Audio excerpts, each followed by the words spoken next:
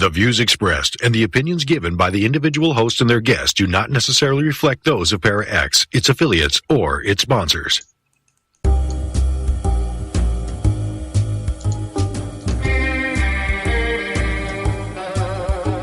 Step outside of your comfort zone.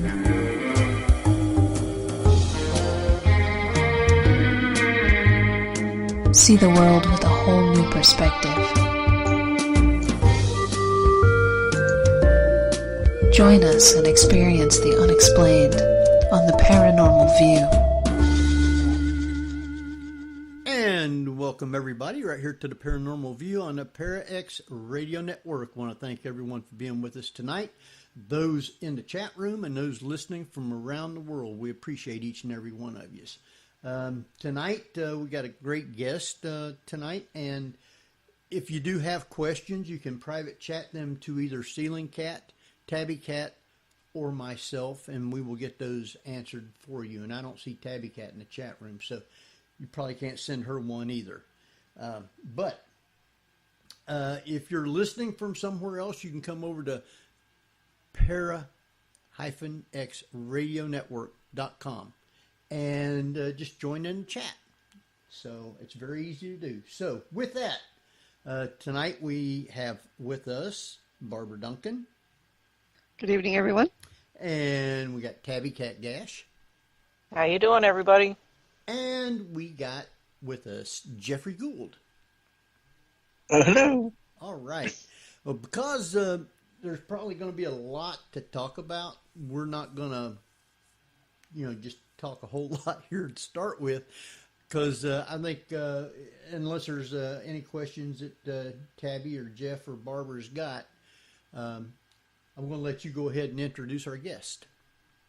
Okay, well, our guest tonight is Lyle Blackburn. He's a native of Texas, cryptozoologist, author, and filmmaker who has contributed significant definitive research on the Boggy Creek Monster of Fouke, Arkansas, delivering a deeper insight into the background of southern Sasquatch legends. He's the founder of the rock band Ghoultown, which has at least 9 albums in release. Lyle also narrates and was producer of documentary films on Mothman and the Boggy Creek Monster. And he served both as consulting producer and special episode host on the TV series Monsters and Mysteries in America, and generally can be found speaking at various cryptozoology conferences and horror conventions, and is well known for a trademark black cowboy hat. So welcome, Lyle Blackburn. Thanks for having me. All right, no problem. None whatsoever. Glad to have you. I think I'd like to find out exactly what got you looking for things in the swamp. What led you in that direction? Well, as far back as I can remember, I loved horror movies. Anything that had to do with monsters, when I was little. And somewhere in there, I got a book in elementary school that had stories of Bigfoot, Yeti, Loch Ness Monster, things like that. And, that really grabbed my imagination because I thought, wow, this is like monsters, but these things could be out there. These could be real. And growing up in Texas, of course, all these things seemed far away, Loch Ness Monster in Scotland and things like that. But I had the fortune of seeing a movie called The Legend of Boggy Creek when I was young in a drive-in, and that dramatized sightings of a Sasquatch-like creature in southern Arkansas, only about 3 hours from where I lived. So that kind of brought it home. I thought, wow, there could be things like this out here. I grew up hunting with my father, so we spent a lot of time in the woods, and that kind of set me on that course for a lifelong fascination with the subject. And I really didn't become a serious researcher per se until I was an adult, and then I started looking into these things sort of with more of an adult view, and ended up deciding to write a book about the legend of Boggy Creek and the Fouke Monster, and that book came out, The Beast of Boggy Creek, and I got a great response from that, and that sort of set me on the path of, okay, this is great stuff, let me continue this research. And being that I'm from the South, I'm in Texas, and a lot of the places that I've visited that have phenomenon are in that area. Is that's kind of why I always lean towards swampy southern areas, and that's kind of prevalent in most of my books. And because I can go to those places and I can write about them, I can interview people, and that's become the focus of my research. So it's just been a lot of fun doing these things. Now, have you actually visited Fouke Swamp area? Oh, yes, for countless times at this point. I was going down there prior to writing the book and going out, and when I actively started interviewing people, kind of digging up the stories and the facts and everything from the creature sightings to the making of the movie, then I did spend significant more time, going out in the swampy Sulphur River bottoms. And ever since then, I go back there frequently, more than any other place. And then, of course, I've, branched out and been all over the Deep South to similar places. But it's just my favorite sort of home place as far as research. Now, what makes the Boggy Creek Monster so different from what people today just commonly know as Bigfoot? Because I remember seeing that movie myself when it came out. All of the beauty that I could see from the stars. And it from was, there, he would ask me all these questions. Bigfoot and with an attitude my mind problem, began to wonder of because it was, pretty scary. This critter going around and hurting people and everything else. But where does the Boggy Creek Monster differ from your typical Bigfoot? Or is there a difference? Well, I think technically there's not much difference. The movie definitely plays up the scary aspect of it, and being that some of the encounters that were first made public in 1971 had to do with the creature trying to get in the home and seemingly attacking livestock and things like that, it automatically branded that creature and almost branded Southern Sasquatch as having this aggressive sort of nature. But when you really kind of look at all Bigfoot reports and things, they're very similar. The creature here, it is described as maybe being more aggressive, even more hairy, more unkempt, often said to have a foul odor, hence like a skunk ape. But, you can find stories of aggressive Bigfoots throughout, in the Pacific Northwest, Ohio, everywhere, really. There's just those cases where individuals seem to be more aggressive than others.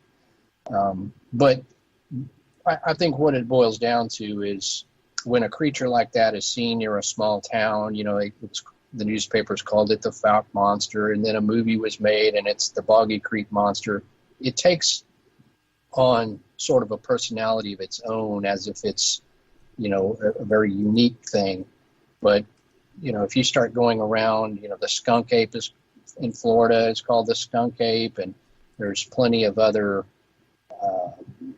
regional Bigfoots, the Caddo critter, the Holly Him, the Sharpsville Monster, all these other sort of ones that have a name, but essentially they're all basically bipedal, hairy, Bigfoot-like creatures that remain unproven. Do you figure that the reason that some of these various different versions of Bigfoot, I'm using that as, just a general term, maybe the reason that they do look different is for the same reason that we here in America, even though we're all Americans, you can go into every state and have a different accent. Heck, you can even go into a state and have different regional dialects. You figure that the critters such as Bigfoot, it adapts to its environment, and of course in a swamp area, it's nasty, it's humid and slimy, and you probably have more of a stench about you than, say, if you were out in the desert area. And perhaps it's just the way it's treated. as to how it behaves, because people do the same thing. Yeah, that's very true, and I think that is the reason for some of the differences in the descriptions. Some of those in the Pacific Northwest often described as being 8 feet tall or 9 feet tall, and they're bulky and huge. When you get into a environment that's hotter and more humid and things, the creatures often described as being a little shorter, more ape-like. The skunk ape, for example, is always described as being more ape-like. And that doesn't mean they're not Bigfoot. It just means that they're adapted to their environment. And, down here in the South, we shoot at things. And that may explain why some of these creatures are aggressive and territorial and mad. And I certainly understand that. And if don't blame them. If I had a fur coat and I lived in a swamp, I'd be right mad too. But and of course it gives them the personality. But I think there's something called Bergman's Law, which is animals that live more north and colder environments are often heavier and bigger. And so all these things with the Bigfoot description seem to generally match up with other laws that affect other animal species. Let's talk a little bit more about that scent, because it fascinates me that, the skunk ape obviously got its name because of that, the odor, but it also seems to me that it's like a pheromone or a marking tool that lets them be territorial to a certain degree, wouldn't you say? Absolutely, yeah. I think that that's something that they can probably control, because you have sometimes people have a fairly close encounter and, they say, I didn't smell anything. Shouldn't I smell anything? It's, this is skunk ape territory. I think it depends on whether the creature is alarmed. It's not simply a body odor situation where if they're in the summer in these places, they all smell the same. It's more of that territorial markings, and there's so many animals that have unique characteristics and abilities that they can put off smells and all sorts of things to let others know that they're there, or to alert their own families. So yeah, I think that's exactly what it is. And the other side to that, at least in the northern Sasquatch hunting groups, they talk about being sick to their stomach, or almost like an EMF kind of headache that they get. Are you familiar with that? And do you think it's sort of like a protective or some sort of thing that they can emanate to keep people away? Yeah, I think that's very possible. You do have those eyewitness encounters in which the individuals say they either sensed something, or they felt this nauseating feel, or their head felt strange, and they in some way or another connected that to the sighting of a creature. So yeah, I think we can't underestimate the abilities of animals. Look at things that an octopus can do, or even a chameleon that can change colors, or just the heightened senses and things that animals have. So I think certainly that there could be something that they can emanate that would give off this sort of adverse effect to not only humans, but whatever else they wanted to keep away. There's that show on TV that it was like a Finding Bigfoot show, and they had a zoologist in there and a bunch of other people, and one of them did get sick, really, really sick, and it makes me wonder if they have that ability, and is it sort of regional, like you were talking about? Some of them emanate an odor, and some of them emanate this kind of EMF field, it seems like, right? Right. It's hard to really tell if it's, contained to any certain region or not, or it's just different individuals or can have or are willing to use those things. Because, over time, as looking at these reports for a decade or more, you just tend to see a lot of randomness. There's no one thing or one state that would have any more reports of that than, say, another one. So that's kind of the hard part about this, is there is some inconsistency in not as many patterns that could help define whether there's a group in a certain region that may have those abilities and a certain group over here that doesn't. I'm sure if you took all the data and tried to look at every sighting, which would be thousands and thousands, you could probably find something in there, but that would take some considerable work to kind of figure out whether it is contained to a region. Do you believe that they're social creatures? I think somewhat, but I think there's definitely a solitary nature, because if we, take the anecdotal sightings, as given, almost always it's a solitary creature. So, no one very rarely comes up and say they saw a family group or even two together, or, never like I saw a whole tribe or anything like that. So I think obviously they have to be somewhat social in order to keep their population going. But I think it's like a lot of other apex predators where the males primarily probably roam and go from one group to another and stay relatively solitary most of their lives. So they have their own man cave. Man cave? Well, my buddies always post pictures of their man caves that has Bigfoot stuff on the wall. So I guess a Bigfoot has a big cave with pictures of humans that they tricked or attacked. I don't know. Oh, I could just picture that. Somebody ought to make a cartoon of that one. Yeah, that'd be hilarious. Like it has all the opposite stuff from the humans that correlates to what we have. Complete with pin-up Yetis, Exactly.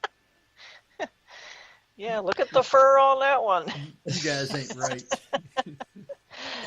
Now, you're talking a lot about the swamp in the area that you live in southern Louisiana, or is it southern Arkansas? Well, yeah, I live near Fort Worth, Dallas area, Texas, right. And so I'm in a great position because if I go just a bit northeast, I'm there in the swampy bottoms of Arkansas, and then if I go east, I'm right there in Louisiana. And there's right there when you get to the border of Texas and Louisiana, there's a place called Caddo Lake that is just it's majestic and beautiful and spooky all at the same time. It's this primordial swamp-looking lake that has the cypress trees and the Spanish moss.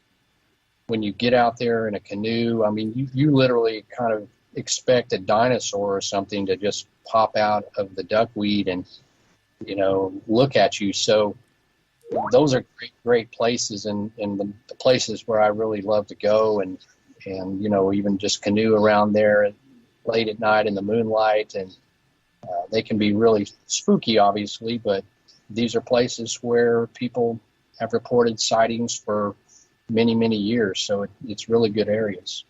So how many different swamps are they, and roughly, what are their names so we can kind of keep them separated? Well, there's all sorts of types of swamps, whether it's a bog where the rainfall builds up, or whether it's plains where rivers have overflowed, or whether it's marsh-like areas that are on the coastal estuaries. My book Sinister Swamps, I cover larger, more notable swamps around North America that have a long history of paranormal activity, whether that's sightings of monsters, which there certainly are, from Bigfoot to pterodactyls and black dogs, to obviously other phenomenon. You know, when you get in a swampy area, there's ghost lights and orbs and ghosts and tales of witches, all sorts of things. In that book, I cover roughly about 20 different major swamps, from Hockomock Swamp in Massachusetts to Honey Island Swamp in Louisiana to the Everglades to the Okefenokee, which is a huge swamp in southern Georgia, to Big Swamp, and there's even swamps in the middle of Texas where you wouldn't expect there to be things like that. Ghoultown Swamp. So there's just so many, just countless numbers. And if you know, it's kind of hard to put a swamp in a boundary, I guess. So the more I looked into those cases, because I thought, you know, swamps are cool and spooky and there's always strange phenomenon, the more I looked into it, the more I realized just how many swampy areas there are all across North America. Well, so if you look at all those swamps and you try to figure out what is exactly are they eating in there, and what type of wildlife are you looking at in those swamps? Must be something large enough for them to feed on, right? Oh, certainly. I think swamps are the most nutrient-rich places. I mean, you have thousands of, say, frogs. I mean, when you go in there at night paddling, I mean, the frogs are just so loud, and you can see them everywhere. You know, frogs, snakes, all sorts of insects. Obviously, there's a lot of water, so that gives you a lot of vegetation, you know, that could be eaten. There's, you know, swamp. There, deer live in swamps, wild hogs, of course, alligators. You know, I've seen countless alligators. I mean, I doubt that a Bigfoot or something would like to tangle with that, but yeah, definitely. There's just it's really rich, and I think that is one reason that perhaps there's more sightings within those swampy areas of cryptids, because this is not only a place that has a lot of, you know, food and water resources, but it's also a place that's usually fairly undeveloped, less foot traffic. You can really get back there in remote areas that people don't go. And I think that would give them the ideal seclusion that they obviously require in order to stay unproven. Wow. Well, pretty much every state has its own swamps and marshes. Yeah, I mean, every state really, because, you know, people think about swamps sort of in terms of... Heck, even New Jersey's got its swamps. Yeah. Oh, yeah, that's what I'm saying. Where I grew up, we had numerous swamps, but you really kind of had to be a local to know about them, but we, you know, as we grew up, we learned and knew where they were. Jeff, you're breaking up. Of course I'm breaking up. I'm trying to say something.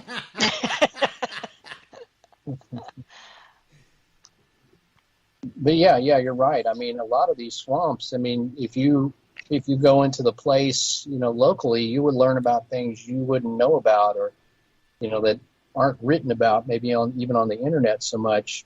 So, you know, I've concentrated obviously on ones that had a long published history of stuff. And then you could find other swamps where, if you went somewhere and started to talk to people who live nearby, they'd probably start telling you all kinds of crazy stories about what had been reported there. Like my grandfather saw this, or, there's rumored of this monster. So it's just an endless amount of really cool, fascinating tales and legends and reported encounters coming out of those sorts of areas. Okay, we got a really great question in the chat room, and one that's very timely right now. And she's asking, and I want to know this too, is where do these creatures go for shelter during major natural events like hurricanes, or in California, now we have forest fires. We're starting to see bears encroach into habited areas now. But where do these creatures go? Well, that's a great question, and you would expect that when we do have things like flooding or fires, that perhaps there would be suddenly there'd be more sightings of them because they're having to flee their usual habitat. But I mean, essentially, I guess they do what other creatures, they have to, move out of the area. Of course, climb trees, whatever it takes. I think the key here is there are just so many less cryptids, or the population of a Sasquatch is so small compared to those of bears that they're still very hard to see, even if there's a natural disaster. You may, all of a sudden we see some bears, but you got to remember there could be 25,000 bears in some of the northern states where there could be a viable population of Bigfoots, 250 or 300 individuals. So I think it's still going to be hard to see them. And, they just would do what any other wildlife would do, is leave the area or find high ground or whatever they had to do, or perish. That's another sad part about it, is we may, those forest fires and things, we might have lost, a significant amount of Bigfoots, Wow. Yeah, Very that's true. sad. So, how many of the different swamps have you actually been to, and what are the different types of swamp creatures that they're supposed to be? I know you got lizard man and the beast of Boggy Creek. Are those pretty much the same, or are they different?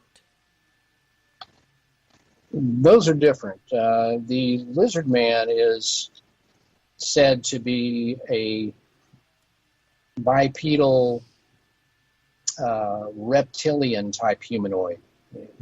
It's anthropomorphic, which looks human-like, yet it's covered in brown or green, sort of scaly skin.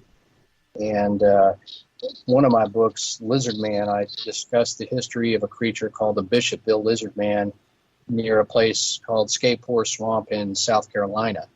And so that, to me, was definitely something described differently than Bigfoot. And to me, it was like a creature from the Black Lagoon type of a case in modern day times, very fascinating.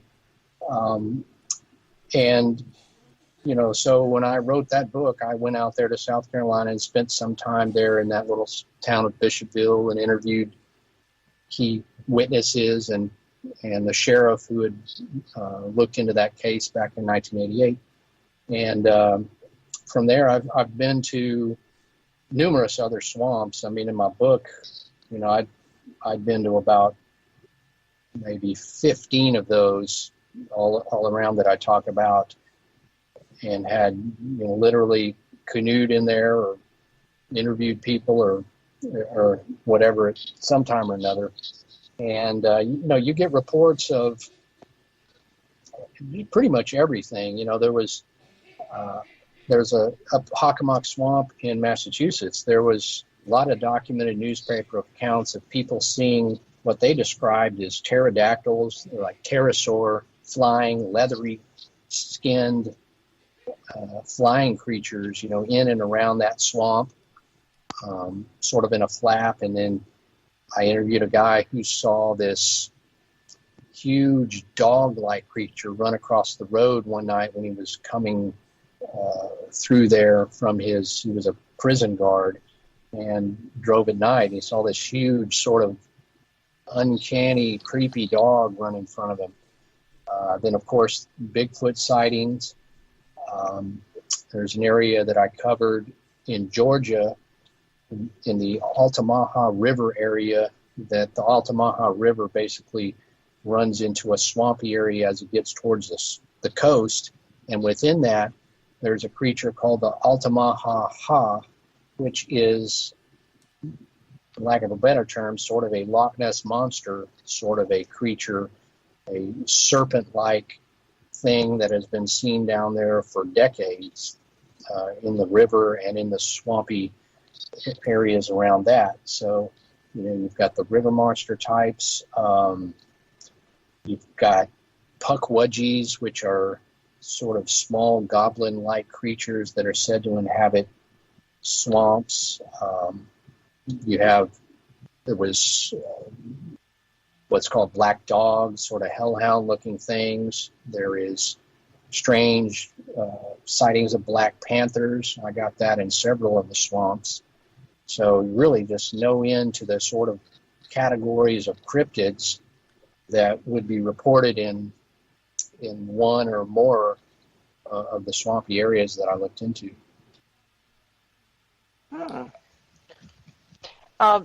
Lyle, have you ever heard of, I know this sounds kind of strange, but have you ever heard of the United States FBI having a file on Bigfoot? Well, I mean, that's obviously one thing that's been debated over the years about Bigfoot, because we know, of course, they've looked into phenomenon like UFOs, and conceivably, I'm sure that at some time or another, some government agency has surely tried to look into this, and probably more early on, back in in the late 60s when the Patterson-Gimlin film came out and things like that. I guarantee you they wanted to know more about that, and probably did. So I suspect that they do have some files or something somewhere which noted whatever they concluded about it. Now that goes into the theory of, that some say that the government knows all about Sasquatch and they're not telling us. I honestly don't think they know any more than we do, because they haven't done anything with that information, conceivably, that the government doesn't do things very well and is totally inefficient. So if these hunter friends of mine in Texas can't get a good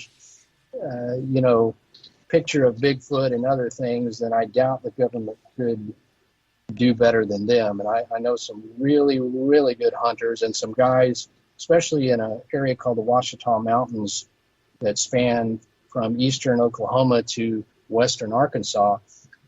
Some associates of mine have spent years up there with camera traps and just really intensely researching this area that has a lot of sightings. And some of these guys are military trained. There's biologists, very skilled and knowledgeable guys. And while they've come up with a lot of anecdotal sightings and field reports and audio and rock throwing events, they still have been unable to really capture that either ultimate photo or a body or anything else to ultimately prove it. So I think it's something that we can't prove, neither can the government. Yeah. Well, there's an awful lot of people that believe that there's a connection or a correlation between Bigfoot and UFO sightings.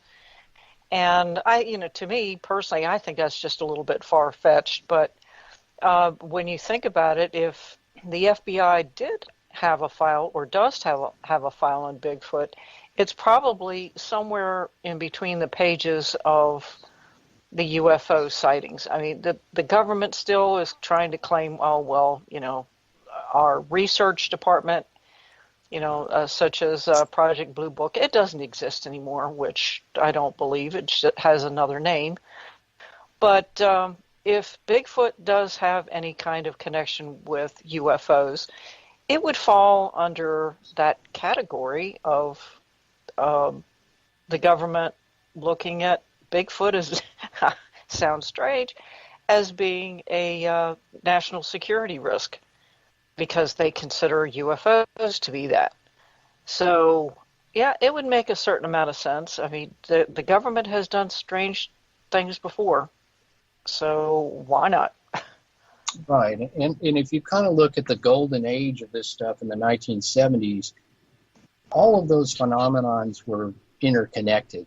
And early on, you had UFO researchers that would look into Bigfoot things. You didn't have a lot of cryptozoologists or Bigfoot hunters. So they were, a lot of the books that were written back then just covered all sorts of crazy stuff, all in, all the paranormal phenomenon in one,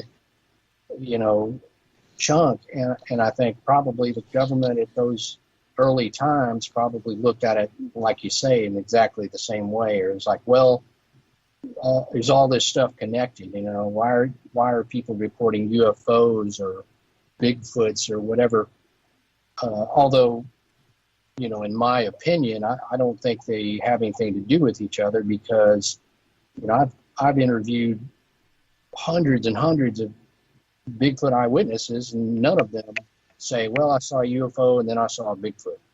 It's far more rare, and in which there's some UFO phenomenon that could be connected to a creature. Now, certainly there is times where those correspond or are seen in the same vicinity, but that doesn't mean the Bigfoot got off of the craft. And the Bigfoot, just the persona and the image of it is so much, it's so man-like. It's like the apes we have here. It's like great apes. It's so terrestrial that, to me, it's something that is closer related to us on this earth than it is, aliens coming from another planet that probably look nothing like we even perceive them to look. That, to me, that Bigfoot is just so much so man-like, Yeah. Now, have you had any of your own personal experiences with something that you really couldn't explain? Yeah, I've had a few. To start, ironically, I've seen a ghost, which I saw something when I was a senior in high school. And just to make that a short story, a friend of mine lived in a house, and he had claimed to see a ghost of a boy in the house, and his parents had seen it, and even several of my friends said they had seen this. And, it was just something that they talked about. I didn't think too much of it, but one evening I was sitting there in his living room, and just out of the corner of my eye, I saw this whitish figure about the size of a boy walk across this hallway. And I just, I turned my head and looked, and it was very quick, but it's like, wow, I just saw, I guess, the ghost. And, that kind of got me, I was interested in ghosts and all this stuff early on, so that was really cool, and it was exciting. As someone who's, been studying cryptids and so forth, I have not definitively seen something that I would say is a Bigfoot. However, there have been something vague that I saw once, and also something that has just eluded me, and something that howled at myself and another researcher once. And to be short about those, once in Boggy Creek area, we were paddling the swamps at midnight, and we heard this strange howl. At first we thought, is that the weirdest coyote you ever heard, or what? And then it howled a second and a third time, and at that point we realized, I can't identify that. I don't know what that is. And myself, my partner, very experienced in hunting and outdoors, and there's a lot of noises that can be made from birds. Even foxes made weird noises, obviously coyotes and things. We couldn't identify it, but it stopped, and then we ended up paddling back down to where our camp was. And when we got out, pulled the canoe up, and went up this kind of hill area where our tent was, all of a sudden we hear that same howl right down there where we had pulled the canoe out, just right across the water channel. And I was like, whoa. And I grabbed the flashlight and ran down that hill trying to see what it was. But, of course, whatever it was quickly moved off, and then I heard the howl again, probably 50 yards away, and then it was gone. But, you know, I can't say that that was the Fouke monster or a Bigfoot, but it was definitely big, strange, and presumably it followed us down the waterway there. Those howls are amazing, you know. And talk about communication a little bit, because I find it fascinating. Everybody has these recordings, and also of the howls, but also the knocks. Has anybody sat down and started to analyze the series of knocks and what they could possibly mean? Are they vocalizations of a speech of some sort, or of communication, do you think? And if so, is there sort of a repertoire that they have to say, like, 2 knocks, then 3 knocks, then 1 means get out? Yeah, I mean, that's a good question, and certainly one that's been looked into as far as trying to understand that if those knocks are coming from Bigfoots, what is it they're trying to convey? Now, as far as the audio vocals, the howls and things, there are some guys that will take those and analyze those and compare them to others and have files and sound waves in which they evaluate those howls as being from something we can't identify. The wood knocks, and you do get recordings of wood knocks, I don't really know of a study where they've had enough of those to really start analyzing as if it's sort of a Morse code or something that they're using. It's usually just a knock or 2, and that's about all you get.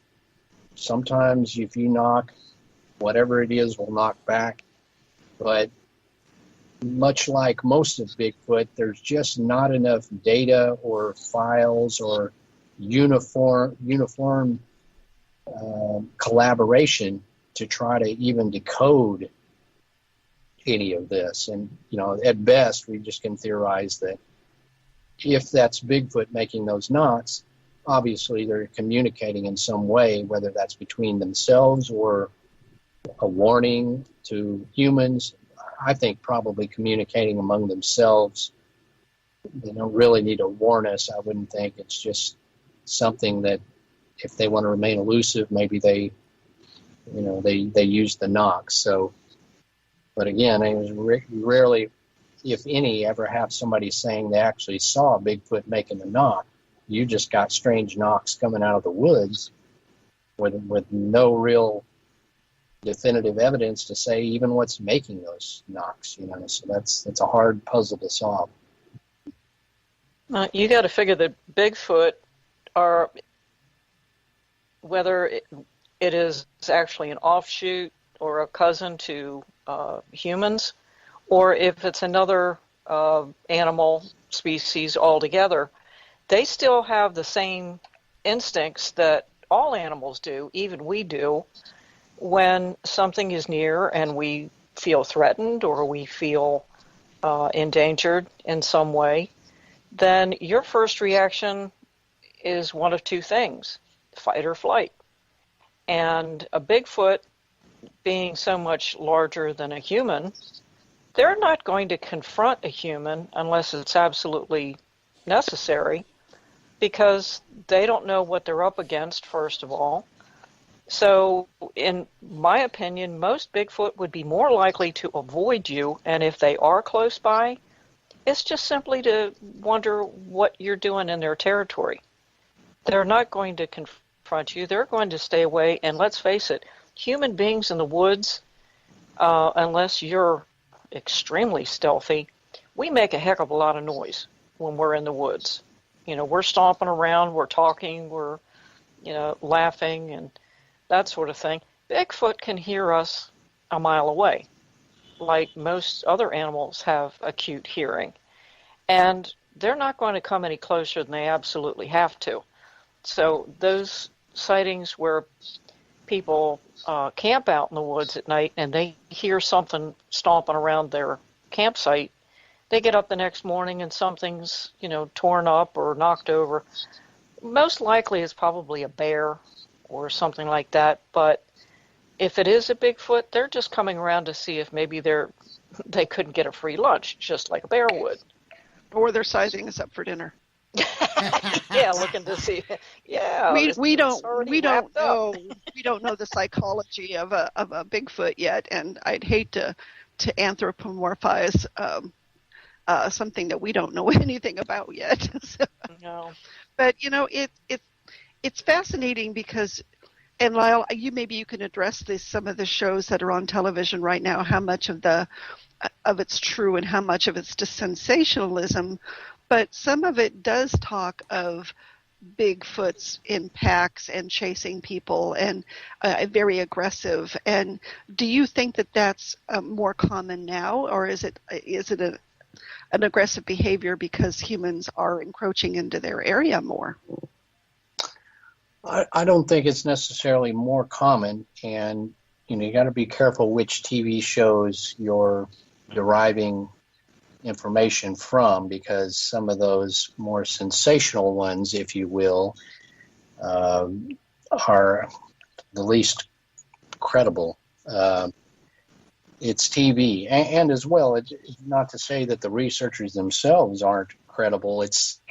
You're at the mercy of a production company network who does the final editing of those things and implies what they want to imply. So it doesn't matter what intentions and you may have, but basically, I think ultimately these creatures would be like any others. If certain individuals were more aggressive or ornery or felt threatened, then they would be aggressive.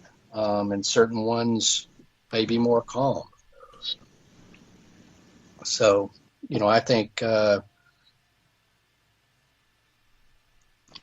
that some of those shows amp up the craziness of it, while in reality, there's not that many Bigfoot attacks. They do occur, and they're spread out across vast territories and over vast periods of times, when the majority of Bigfoot sightings are simply, oh my gosh, what did we just see run across the road? That's the majority. But a television show, they need action, and they need to move forward. They got to make wood knocks. They need to make howls. They got to say, well, I think it's a bunch of Bigfoots after us. So I don't think that Bigfoots are basically any different now than they ever have been. Oh, yeah. And you get the red glowing eye stories and what have you. And I think most hunters can probably tell you can probably tell the creature by the glow of the eyes, right? Yeah, I mean, most experienced hunters, especially if you're like a coon hunter or something that goes out after dark, can usually identify. I can spot a possum or a raccoon easily if I see the eye shine. But there's those times where they see something that the eyes are a little further apart than you're used to, and it implies that it's a much larger creature. And if it's not, an owl or something reflecting your flashlight, then who knows what it is. And of course, the red glowing eyes is something that, it strikes a spooky fear in everybody. So, those are something that does get reported with Bigfoot sightings. Yeah, I think some of that stems from the fact remember the old cameras used to have the red glow in the eyes every time you snapped a flash photo. Right. That's kind of what it is. Yeah. I think a lot of it tends to be is superstition. And so how do you go about looking at these stories and saying, well, this is probably folklore and legend, and this one's probably based in a little bit more reality? Well, I think after a while, the more you interview people, especially interview people firsthand, then you start to get a good sense about which things are more probable to have been a possible unknown creature and which things are just sort of either wishful thinking or mistaken identities and things. And certainly, there's a range of it. And it's always great when I research an area and find some old newspaper articles and establishing a long history of these things. But certainly you have to say, well, it's possible that without having interviewed the person myself, that person was maybe not familiar with the woods as somebody else, or, may not have been aware that a bear was in the area.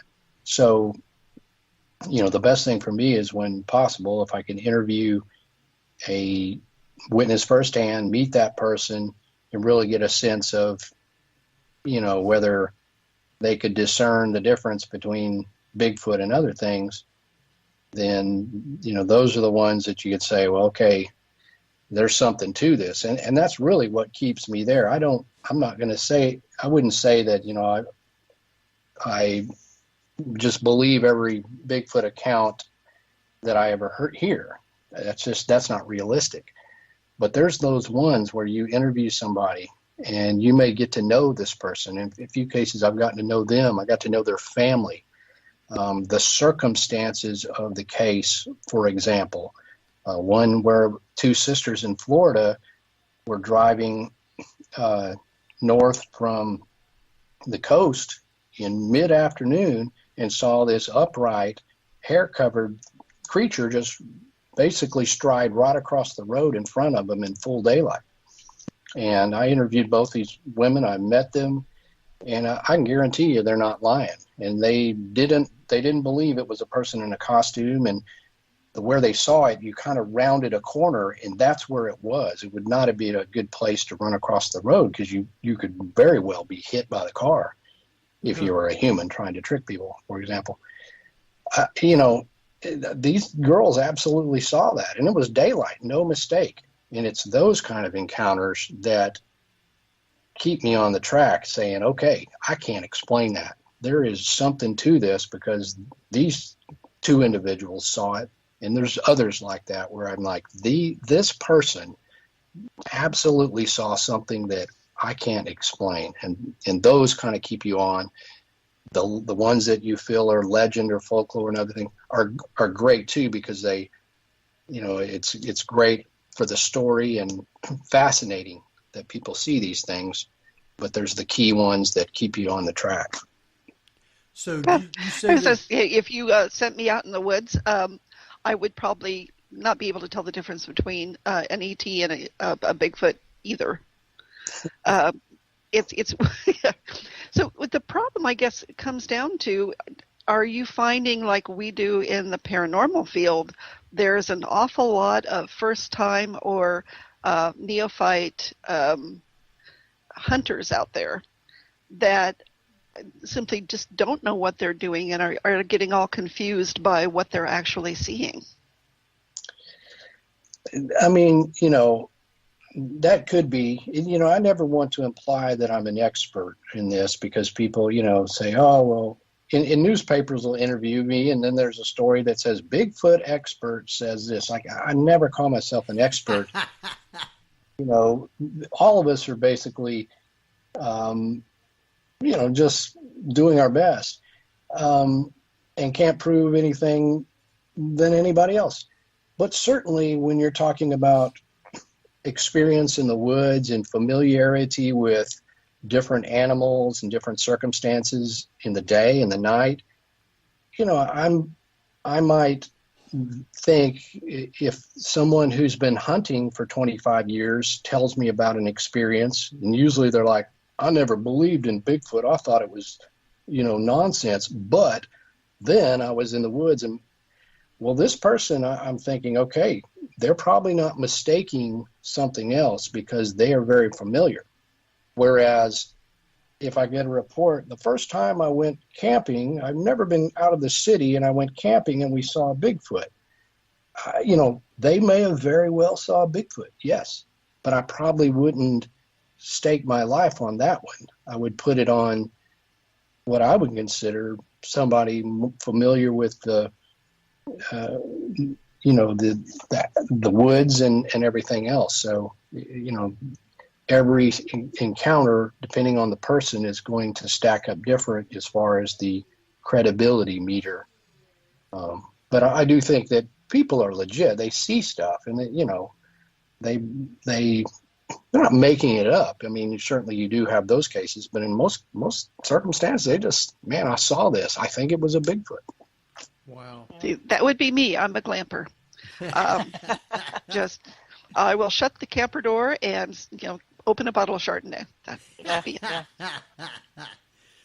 So, I can encounter ghosts, but I really don't necessarily want to come face to face with a Bigfoot. I really don't. I'm only 5'1", so something like that would be seriously intimidating to me. No, go and close the door.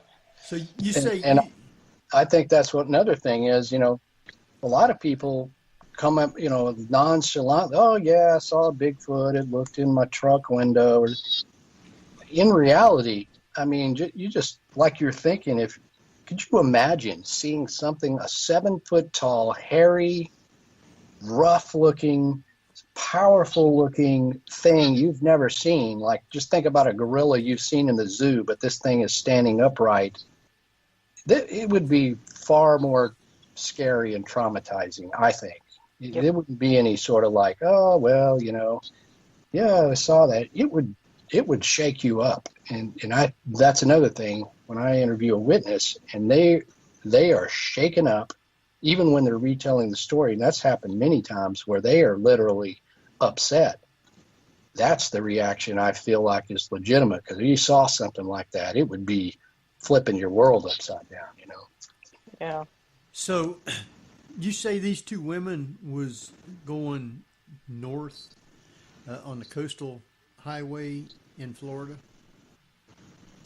Yes, they were. I want to say they were near a town called Cedar Key. I may be wrong about that. It's been a minute since I looked at that one, but they had been on a cruise, and they were coming. They docked that morning, and they got in their car, and they were driving. I don't remember where they lived at the time. One of the girls has moved all over, but they were driving, and they were going through is a very heavily wooded area, and in that region there has been a history of Bigfoot reports. They were just driving, and all of a sudden they kind of rounded that corner, and this thing just boom right across the road. Wow. And then ran into the woods. Well, like I was just saying, they immediately just freaked out, and they had the wherewithal to turn around. They did a U-turn, and they turned on their phone and were ready in case they saw it again. But you can hear them talking about it, and as they're filming, the wood line as they're going back and looking, and you can tell that this is no act. These two ladies were freaked out, and unfortunately they didn't see the creature again. And I even actually went frame by frame to look and see if I could see it in those woods, maybe looking out, but I didn't see it. But you don't often have two witnesses. Usually it's one person saying they saw a Bigfoot. This is two people, broad daylight, and we're fairly confident that it was an animal, not a person, that ran across the road. So that, and again, I've gotten that one of the girls got very much into Bigfoot because of that, because she was almost wanting to figure out, what is it I saw? I want to know more. So she started coming to different conferences, and I've seen her many times over the last 5 or 6 years since then. And I still believe these are stand-up witnesses. Her and her sister are just some of the best I have ever encountered. And if only these two girls saw a Bigfoot, then that's enough to say they exist. Wow. All right, it's time for us to take a break, and let's see, who usually takes us out? Well, after about 2 years, I think me. Okay, then, Jeff, why don't you take us out for break, and We'll be back in about 7-8 minutes. So, Jeff? Yep. You're listening to the Paranormal View on para-x.com with hosts Henry Foister, Ceiling Cat Barbara Duncan, Tabby Cat Gash, and myself, Jeffrey Gould, with our guest cryptozoologist Lyle Blackburn. So stay tuned for more of the Paranormal View after the break. Whether you're listening at home, at work, or anywhere, thanks for making Para-X part of your day. Your source for everything paranormal, Para-X. And welcome back, everybody, right here to the Paranormal View on the Para-X Radio Network. I want to thank everyone for being with us tonight, those here in the chat room and those listening from around the world. We appreciate each and every one. Remember, if you got questions of our guests, you can private chat them to either Ceiling Cat, Tabby Cat, or myself, Henry Foister, and we will get those answered for you. So with that, we have with us Barbara Duncan. Hello, everyone. And we have Tabby Cat Gash. Hi, everybody. And we have Jeffrey Gould. Hello. All right. And who's introducing our guest then? We have just one of you. That's all. Just Jeff does I'll do it. stuff. Jeez. Jeff always does that stuff. Do it, Jeff. Yeah. So it's Lyle Blackburn, a great cryptozoologist and one of our better guests. Yes. Want to welcome you back, Lyle. Thank you. You probably say that to all the guests, I'm sure. No. Not all of them. You'd be surprised some of the ones we've had over the years. And sorry to say this, Henry, but he has the best looking cowboy hat. Oh, yeah. That we've ever had. He does, definitely. How often have you ever had a chance to meet the Booth brothers? The three of you together would be a heck of a photo shoot. No, I haven't, but yes, that would make a great photo. Wow. No, wait, I saw one of them. I did see one at, what was that? Scarefest or something, but right. it was very briefly, but yeah. They dress really cool. They got the whole deal too. Scarefest is in Lexington. I've been there, I don't know, 3 or 4 times. So, yeah, that's the one. Mm-hmm. Yeah. And then Mid-South is over in Louisville. So, mm-hmm. Yeah. So, all these different sightings and creatures, because I know you talk about the lizard man and the senator, the boogie, the beast of Boggy Creek. So, what is the difference between these different characters? Well, there's, I guess, several main categories of cryptids. Bigfoot being kind of the foremost, and the one that I consider to be the most probable to be proven. Within that, you have a lot of just regional names for those creatures, like Boggy Creek Monster, in the Ohio Grassman, the Missouri Monster, Momo, things like that. But essentially, they're all just described as, ape-like, man-like, bipedal creatures.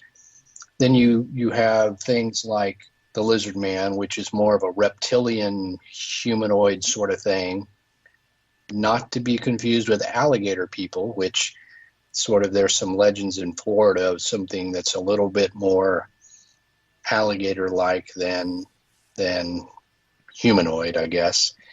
There's dogmen, which are basically quote-unquote werewolf-like creatures, large canids that can walk upright on 2 legs.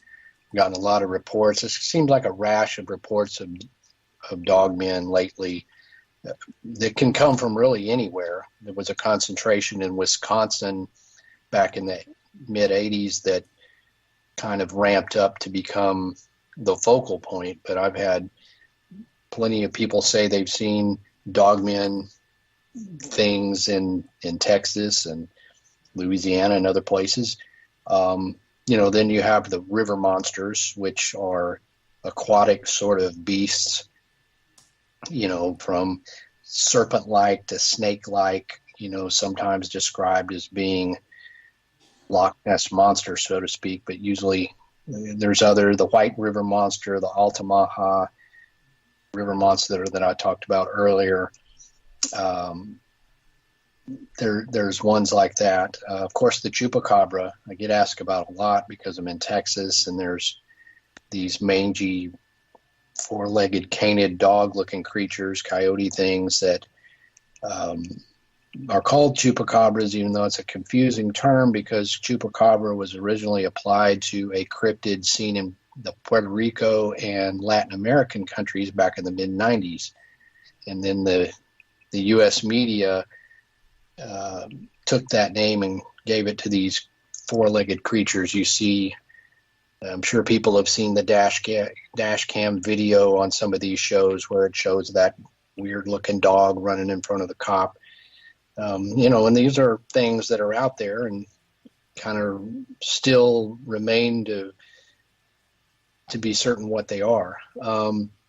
Those are your main cryptids, I suppose. And then within that, you have things like black panthers, which people report quite a bit, seeing these huge black felines. And when they say panther, that's the same, basically a local colloquial term for cougar or mountain lion, of which there is never been a proven case where they are melanistic. They're not supposed to be black. You do have black jaguars and black leopards, melanistic jaguars. So when people say they saw a black panther, that is an unproven animal. So that falls into cryptozoology as well. And then sightings of both thunderbirds or feathered, giant, huge flying birds, as well as pterosaurs, which people describe as being leathery skinned, basically like a pterodactyl, it's something from the age of the dinosaurs.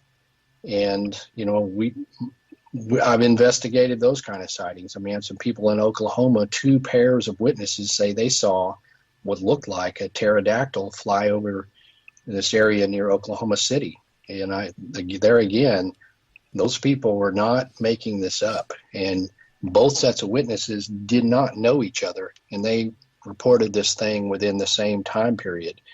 One of them having seen it very up close in the windshield of their truck. And so, you just get reports of these wild and crazy cryptids of all sorts of categories.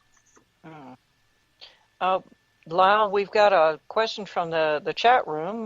Black Cat Sharon she just recently tuned in. She wanted to know from you about the various different colors of fur and the size differences in the Bigfoot. I know that they have reported anything from black to red and all kinds of other colors. What are they? Do you think there's a variation, especially based on where they come from? I think there is. I mean, judging from the sighting reports, and the most prevalent reports are of a dark brown to black color hair on the creatures, but you do get some people saying that it was blondish or auburn, red in color, and even white. There's a famous case from where I live called the Lake Worth Monster, where people reported this hairy white sort of Bigfoot. I was in Fouke, Arkansas about a month or 2 ago, and someone there that I met reported seeing this ape-like creature that ran across the road in front of his car, and he said it looked to be the color of an orangutan. So it's red, and he actually shortly thereafter I was out in the woods in that area, and I saw something that was reddish. I saw a shadow that caught my eye, which I looked over thinking, what did I just see? And then I saw this red-looking thing, probably about 120 yards, move very fluidly across diagonally between these trees. I don't know what that was, but it was very odd that somebody had told me they saw what they said looked like an orangutan. So the point here being that I think, like people, their hair color can vary. And of course, perhaps as they get older, they either, they get darker or turn gray, or, the hair could change colors as they go. So the inconsistencies in the hair color don't necessarily imply that this is not a real phenomenon. It just simply says that they could be very much like us.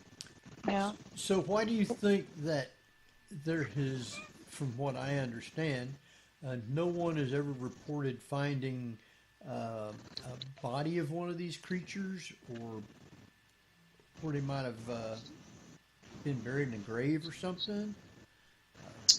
Well, that obviously is a problem, but there again doesn't necessarily say that they don't exist. But the best thing we can say is that with the very few numbers of the population of these creatures, it is extremely hard to find a dead one, because, you go back to the old adage of how many times have you run across a dead bear, which is quite true. Most, even my father's hunted for years, and people I know have hunted East Texas, where bears occasionally, black bears, do go. And, if I just say, have you ever seen a bear? You ever seen a dead bear? You ever seen a track? Most of them are like, I think I saw a track once, never seen a dead one. Again, the bear population quite far exceeds those of what Bigfoot would require to be a viable population. So I think maybe it's luck, or, it's not to say that somebody hasn't come across the bones. I had a guy who had a really weird case of a guy who said back in the 1970s, he was down in the Trinity River bottom south of Dallas, and it was pretty wooded back then. He said his dog came up from the river, and in his mouth he had a leg, which was from the knee portion down all the way, had the foot. It was these bones covered with some hair of this huge, he said this wasn't a human. This looked kind of like a human bone, but it was huge. He said, I never thought about it until many years later, till I saw Bigfoot shows, that I thought, well, maybe it was a Bigfoot bone. So, of course, he had called the cops or something, and they came out and just, I don't know, and he never knew what happened to it. It got out of his hands. But again, he may have found legitimate bones of a Bigfoot, but, now they're lost. And it's not to say that some hunters haven't passed by and thought, there's a femur of a cow, and just walked on by. So there could have been bones found, or pieces of a dead Bigfoot, but if you didn't know what you were looking for, or weren't specifically thinking, I just jackpot, I found, if you didn't find the head or something, then that would explain why we don't have bones, I guess. I'm often curious as to, watching all these television shows, you see the people making plaster casts of footprints. And of course, they refer to them as a Bigfoot footprint because of how huge they are. It always tickles me to no end that when people on these shows find what they claim would have to have been a Bigfoot print because of its size, there always only seems to be one of them.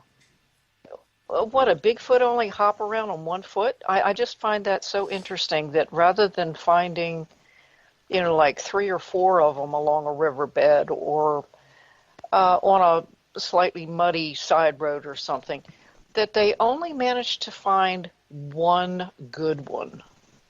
That tickles me. It really does. You're right. In most cases, that is.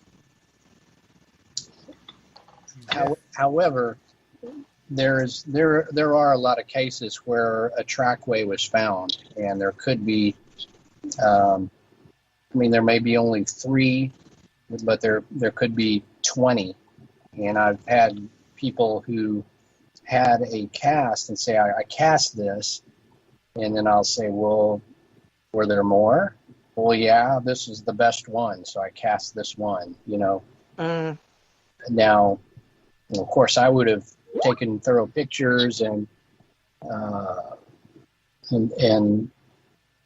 whatever, and cast all of them, but a lot of people don't have the wherewithal. So you're right. Most of the time, it's this odd one track, and but it's harder to find tracks than you think. I mean, in the woods, most of the leaf litter and things like that don't leave good tracks. And then if they stepped in the one spot where there was a dirt or mud, then maybe there was the track, and then they got back up on the leaves, nothing to be seen. So they'd really have to walk along, the edge of a river or something where there was a good strip of mud to leave a lot of them. So. Now, Lyle, I wanted to get your take on what I see as seems to be a new approach to finding Bigfoot, which is the taking DNA samples from the water and trying to discover what animals are drinking from it, urinating in it, etc. And do you think that that's probably going to be a good breakthrough for finding some of these cryptids? Yeah, I think that might become something that would be useful. I mean, obviously, as we progress with better and better DNA technology and able to, discern what has passed across certain parts of the land, that this is ideal for cryptid hunting because you rarely see the creatures, but certainly they have to have, if they exist, they would have to drink out of that water or whatever they're doing. Or if we have an area where people say they have seen a lot of them, or if you find a footprint, you could actually take some of that soil and possibly get some DNA out of it. So I think, as those things become better, it's helpful. Of course, usually it's a problem of money. I mean, it's the people who are taking those surveys are not out there using that to look for Bigfoot. They're doing other kinds of, more immediate research or whatever they're doing. Whereas if you came up with a sample of water to somebody and said, hey, can you test this for Bigfoot? They're either not going to do it or they're going to say, sure, that's $20,000, no problem. So that's the stumbling block usually, is the technology is expensive, at least at first. Well, to test something like that, wouldn't you have to have a real sample to go by so you could clarify it? Yes, if you don't have a type specimen, the best you're ever going to do is say, well, there's some DNA in here that we can't identify. And, perhaps we're one chromosome off from a chimpanzee, so it would be very close to great apes, but not.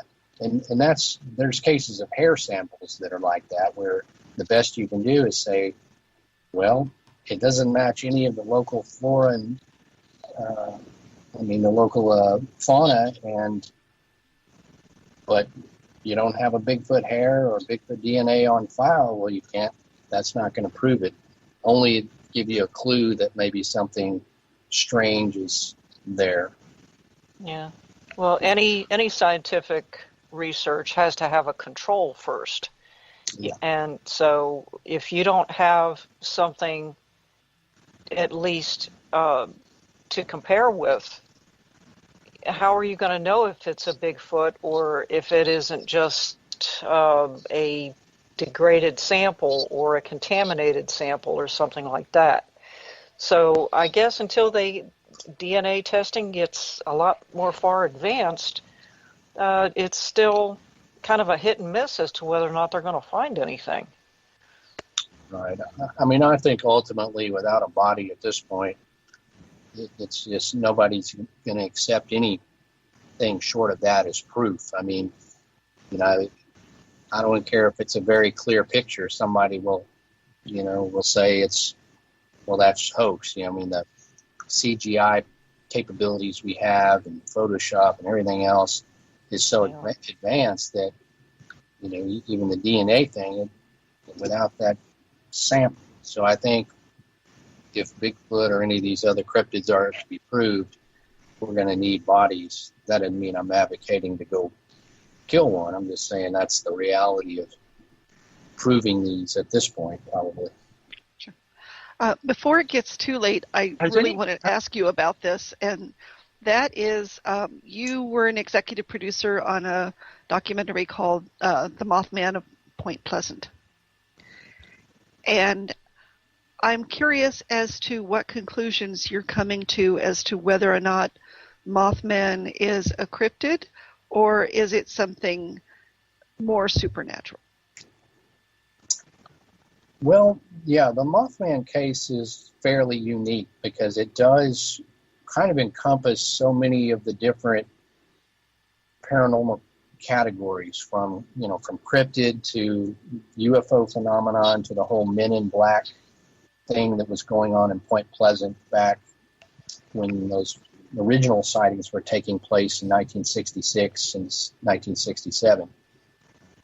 The cryptid sort of angle of that is that, yeah, I know those people, those witnesses saw something, at least many of them saw something that, you know, was there, and they saw it and it could not identify it, and it can't be explained away as, oh, it was a crane or an owl or what have you. But then as you progress with all the other witness reports that tell of Mothman sightings that were more bizarre in nature, that you begin to wonder whether that was indeed a cryptid or a physical animal, or if it was some other type of phenomenon. So, you know, I'm open-minded to whatever, really.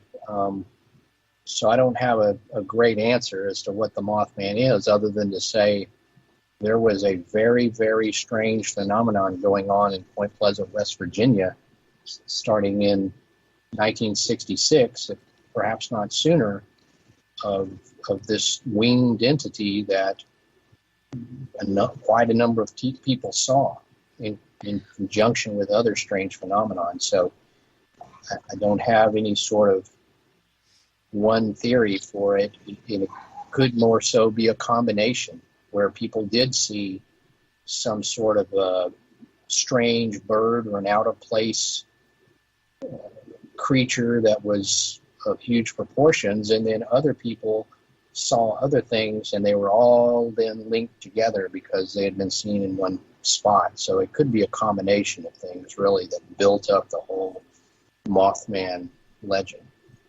So John Keel's correlation with it being a harbinger of some sort of accidents or crises that are going to happen. I don't know how much you studied them, but is it possible that there is a correlation?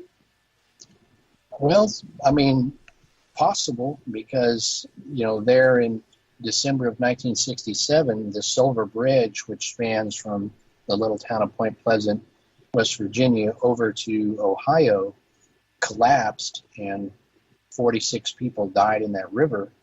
And that pretty much put an end to the Mothman thing. You know, people didn't want to hear about the Mothman anymore after this tragedy. Well, of course, you know, obviously then you could look at the Mothman as if it was some harbinger of doom, that it was being seen or was there as either a warning or whatever, an omen that there was going to be this terrible tragedy.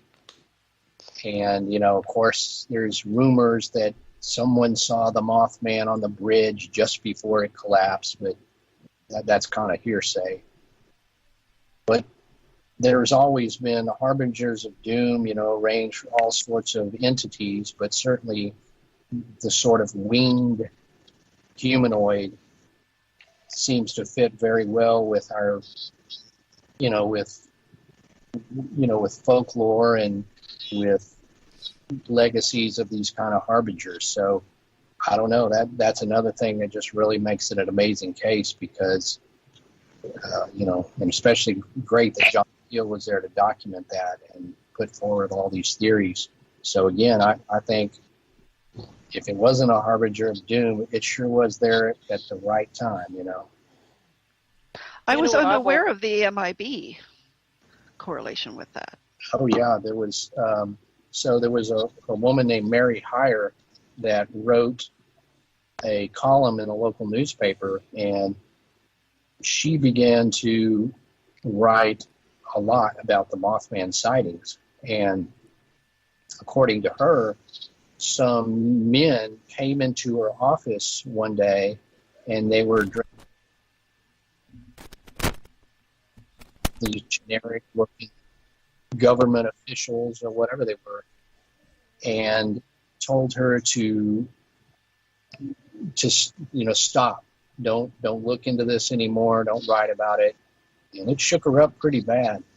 And other people in the town had said they had seen these, nameless sort of guys dressed in suits wandering around right around the time when the Mothman was at the high point of the sightings and the whole deal. So yeah, that was a whole thing going on there too. Doesn't that sometimes create sort of a Streisand effect if the Men in Black show up and say, don't look into this? You're like, well, clearly it's something to look into then. Yeah, exactly. Oh, yeah, they tell me that. I'm like, I know I'm onto something good. It's like your parents telling you, don't go over there, don't go into them woods. Where are you going? Going in the woods. I've always looked at the Mothman, believe it or not, as almost a gargoyle. Every time I see different pictures of it down through the ages and everything, it just reminds me of your typical mythical creature called the gargoyle. And the gargoyles have always been guardians of some sort, and they were mythical creatures, and they had to have had their basis in some sort of fact to be created. What was it? More than 1,000 years ago they started out. I wonder if maybe the Mothman wasn't some sort of a throwback to some sort of a gargoyle. Yeah, I mean, you can always kind of look at, as they say, everything has a grain of truth, and the gargoyles, conceivably came not from complete imagination, but perhaps from something that one of those first artisans or architects had seen that inspired that, what we know as gargoyles. So, it could be a similar or same phenomenon that was being seen there, not necessarily the same interpretation of a gargoyle that's on a French building, but perhaps something that, very much strikes a resemblance to that. So, not to mention that other people have seen things occasionally that they report as being gargoyles. I see published reports about people comparing what they saw to a gargoyle. So it's not completely unheard of for somebody to literally compare something they saw to a gargoyle. Yeah. Wow. That's exactly what it reminds me of. Every time I see the statue that they have in the town, my first reaction is that just looks like a gargoyle. And so if I were to see that thing flying around, that's exactly what I would be thinking of. Yeah, and certainly the statue. I mean, the statue is quite stylized and everything, but yeah, it's very. I mean, it's just completely fascinating how that statue is there, and I've never thought about it in those terms of how literally it's like a modern gargoyle statue in a small town in West Virginia. But yes, that's people saw some weird flying thing, and then now there's a statue of or it looks like a gargoyle. That's really cool. And it's a guardian. I think it wasn't necessarily a harbinger. I think it just kind of sensed that there was something off and happened to arrive. Very conspicuously on time. I don't think it necessarily maybe knew what was going on, but I think it had a tendency to sense it. I mean, people and animals, we can sense when something might be getting ready to happen. I mean, a lot of animals know exactly when storms are going to happen or earthquakes, that sort of thing. And then there are, people that can predict things that are going on just by their intuition and messages that they get.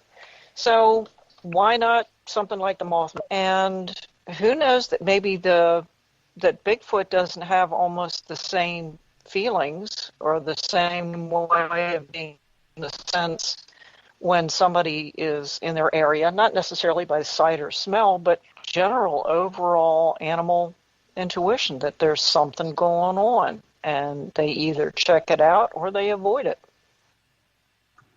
Right. Yeah. I mean, that's a good way to put it. Now, earlier we were talking about the various different forms of communication and brought up that some people feel weird in an area where they think that Bigfoot might be, whether it's a feeling of dread or they're getting headaches or something like that. There have been a lot of case studies on animals who use different sound waves in order to communicate. And one of the ones that I noticed that they claim now that T-Rex had, that our modern day Krallians have, is that ability to give off that low drone vibration. And we see it in the crocodiles, especially when they're in the water, because it bubbles up when they do it. Now, we can barely it, they can, but we can feel it. So I wonder if maybe the reason that people feel weird in the woods and get this almost nauseous feeling is because Bigfoot might be giving off vocal waves or vibrations that we don't necessarily, but we can feel.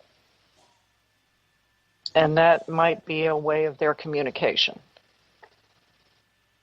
Yeah, that's very, very true. And that's why I think a lot of times we underestimate the capabilities of amazing animals. We're quick to say, oh, well, it must be supernatural. But, I know that, even some animals can hear really low frequencies, like dolphins and bats and things have different sensory perceptions that we don't. And it's, extremely possible that something like Bigfoot could communicate with low frequencies and something that could affect us. We could feel it or sense it, but it could be something that they're using also to communicate with each other. And that we can't quite hear, but that we can certainly feel, and it could give us a strange, unsettling, reaction. So, yeah, I think that a lot of this stuff still falls into the realm of those amazing animals, if you will, and things that, we just don't yet understand. And, just so many possibilities. I got a question from the chat room from Black Cat Sharon, and she wants to know, what do these things eat? Does anyone know? Well, like everything, the best we can do is speculate. Yeah. But, I would kind of say that, they're big. Bigfoots need a lot of calories, sustenance. So they're going to probably be opportunistic feeders, omnivorous. There's, depending on where they live, there's a variety roots and plants and berries that they would enjoy. And, you know, there's been reports. I've had a hunter say he was sitting in a tree stand and watched a Bigfoot come in there and kill a wild hog.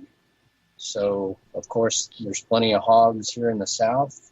Deer. I mean, many people believe that Bigfoot will kill a deer, and there's been some bizarre carcasses of deer found. So I think certainly deer would be a good food source. You know, whatever else they're willing to eat, frogs and I suppose insects and, you know, just about anything. So I think there's no lack of food out there if you're willing to to hunt for it and to eat it. Now, do you think any of these different sightings could be associated with aliens? Well, I don't see a great correlation between aliens and Bigfoot. That being said, there are a few cases where people report seeing unidentified balls of light or UFO crafts, and then within the same night or proximity, somebody sees a Bigfoot. And I wrote a book called Momo, The Strange Case of the Missouri Monster, which was one such case that had all sorts of bizarre phenomenon going on, as well as this really kind of frightening Bigfoot creature that very credible witnesses had seen. But by and large, however, you know, there's just not a big correlation, because most Bigfoot sightings are simply somebody saw a big ape in the woods. No bizarre lights or phenomenon. And, you know, you can look at literally, you know, thousands upon thousands of Bigfoot reports, and you're not going to see anything having to do with aliens. Nor do I think they're pets of aliens being dropped off on Earth. That's really stretching it, I think. And again, just comes back to, they look so much like the image of similar Earth dwellers, such as great apes, including us. They could very well, you know, have branched off of a tree that's much closer to hominids. So they just seem to fit right into, you know, the earthly family of creatures. So I don't think they're aliens. That's just my opinion. Well, Lyle, just hoping the audio keeps up. Is it possible Sasquatch and its ilk may have been descended from Gigantopithecus? That's a possibility. Gigantopithecus was a huge ape that lived in Asia perhaps 13,000 years ago. All we have right now for that particular species of animal is a jawbone and a bunch of teeth. So, you know, there's not a lot of stuff to work with. And because of the way the jawbone is shaped, theories have come out that the Gigantopithecus walked upright. And if it did, it could have been up to like 13 feet tall.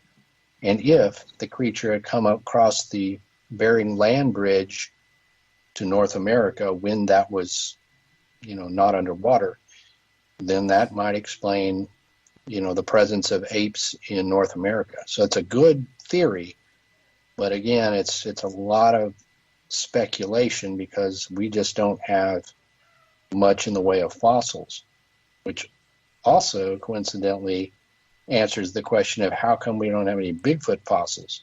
Well, we know Gigantopithecus lived, and we have one jawbone and a bunch of teeth, and that's just because we were lucky and they were found in a cave which preserved them. So it's, you know, just because something is here doesn't mean they're littering the earth with fossils that are easily found. So I don't know if you've seen it or not, the photograph from the Danteloff Pass group. Oh, yeah. Showed a photograph of what they believed might have been a Bigfoot. I don't know if you've seen that or not, or whether or not you want to comment, or whether or not a Bigfoot could have done all the damage.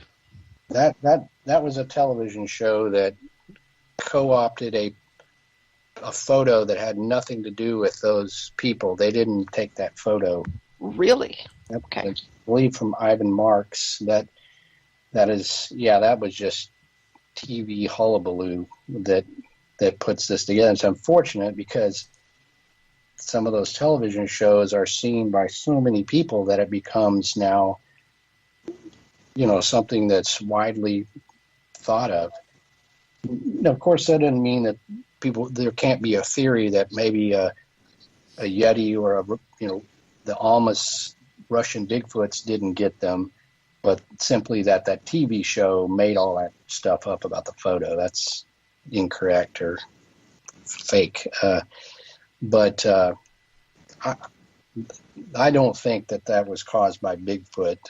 From what I've read and seen, that it's very much, you're talking about governments and military installations and things over there that people come to an untimely end if they get around those things or too close, not to mention they're in just an inhospitable environment to start with, that I don't necessarily think that Bigfoot is the answer for what happened to them. It's certainly the brutality of the attack. I certainly don't see that in anybody who says they come across a Bigfoot in the United States, at least. Yeah, it is. It would be a wild exception to the majority of the sightings that, I think if those creatures were that aggressive, or where there's one, there could be others, that we would have seen some massacres, that have come before and since, and we just don't see that, we just don't. Are you familiar with, are there any First Nation folklore of Bigfoot? Yes, there is many stories that most of the tribes tell about some sort of what they would call hairy man or forest people or lost giants. There's words that we've translated from Native American languages and extrapolated from their stories that we think, they could very well be talking about a Bigfoot. And of course, when you get into Native American stories, it's often hard to tell what they consider a spirit animal or something that's ethereal and what is a actual terrestrial, creature. But there's enough there to suggest that certainly there's something to it, and there's some cave drawings of what's called hairy man, and those do very much resemble a Bigfoot, and those were long before anybody had ever coined the term, or even Westerners had even been over here. So and then if you talk to, I live very close to Oklahoma, where there's a lot of tribal folks up there, and they will tell you that, oh yeah, we know they're here, we're aware of them, we respect them. They have a different view of Bigfoot than Westerners do. And so yeah, there's a support from Native Americans that suggests these creatures have been here all along. Wow. And then, of course, in Oklahoma right now, isn't there some county that has a Bigfoot hunt going on? Yeah, the Oklahoma in the last several years has really realized that Bigfoot is great for tourism, and that is part of that. At first, they kind of didn't word it right, even though they said we're not advocating a dead Bigfoot. We want proof of one, a live subject.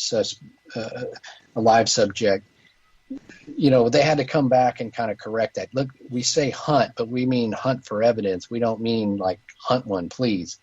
And part of that is good fun. Oklahoma is a place that most people don't connect to Bigfoot, but there is some really, really good sightings that have occurred in the eastern portion of Oklahoma. And I mentioned earlier about the guys I knew that had been researching up there for years in the Ouachita Mountains.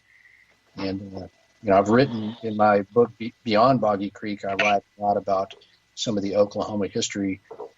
It's a great place, but, they've really had a lot of fun now with the Bigfoot. And so, that's just kind of comes with the territory. But I always say, hey, it's better more Bigfoot than less Bigfoot. So it's all. Yep, exactly. We've already killed off enough animals just in the last 50 years. So many of them are on the brink of extinction and everything because of big game hunting and just plain sport or just encroachment on their territory. And it's a shame that maybe one of these days they will find the body of a Bigfoot, but by that time it'll be extinct because, we've just taken over everything that they have. That's a shame. I have a very light question. What is the plural of Bigfoot? I mean, Bigfoot and Sasquatch, I cannot figure out what the plural of those are. Big feet. That is a debate not unlike whether a Bigfoot exists. It's, the chicken or the egg. Is it the big feet, the big Sasquatch? Is it? No one knows. I see people going both ways. I don't know. I think I try to, in my books, I just try to avoid using the plural just for that reason. But I think it's Bigfoots would be more accurate, or Sasquatches rather than the Bigfoot. I'll go with that. But technically, I mean, if it has one big foot, then the other foot is big, so it does have big feet. Yeah. Our time is running right on down. I got time for probably one more quick question from somebody. Is there anybody in the chat room that had one, or one that you guys got? It's Bigfoot. Lyle, is there any one particular place here anywhere in the world that you haven't been so far to search for Bigfoot that you would really like to go to? Well, I haven't really been up much in the Pacific Northwest area. And I've been up there some few times over the years, but I've really never been able to thoroughly, take some time and go into the heart of, the original Bigfoot country. So that's something that would be great to do, and hopefully I'll get some time to do it. I guess there's always so much going on that, and then people have covered that area quite extensively. But yeah, I would like to go into the Pacific Northwest for an extended amount of time if I can. I wish you luck on it. Mount Shasta, there's a lot of caverns in there. Yeah, it's beautiful up there. Anytime I've been up to that Washington State areas, it's just a great, I don't know, it's just very scenic and peaceful in many ways. So it would just be, whether I saw a Bigfoot or not, it would still be a really great trip. Wow. All right, our time is dwindling right on down. I want you to take and give out your sites and how people can follow you and all the good stuff, and then stay on till after we're off, and then we'll thank you. All right. So if you want to find out more about my books and the films I've been involved in, just visit lyleblackburn.com, and that has links to all the appropriate destinations. My books are available at my online store, and they're also available on Amazon in ebook, paperback, and some of them in hardback, and one of them now in audiobooks. So if you would like to see the other Small Town Monsters movies, you can search the Amazon Prime Video, just search for Lyle Blackburn, and all those will come up. yeah, so thanks for having me on. I really enjoyed the conversation. No problem. Thank you. Appreciate it. Thank you, guys. Now, Tabby, why don't you let everybody know who or Jeff? Which one of you guys has that info for next week? Tabby. Okay. Tabby. Okay. Yes. Next week we will be chatting with author, paranormal researcher, and paranormal investigator Rich Newman about all of his really interesting experiences in the ghostly realm. So tune in. All right. I guess it's pretty much. Barbara, do you have anything to add for anything? But please check Lyle's site. It's absolutely wonderful. Also check out his videos because he also writes and produces documentaries. So please check them out. Definitely. All right. And thank you. Yes. Yes. So with that, I think it's time for us to run. And as soon as I get my thing brought up here, we can start doing that. But, okay. So, until then, this is Henry Foister. Jeffrey Gould. Barbara Duncan. Cat Cash. And we will see you next week at the same time. So, good night, everybody.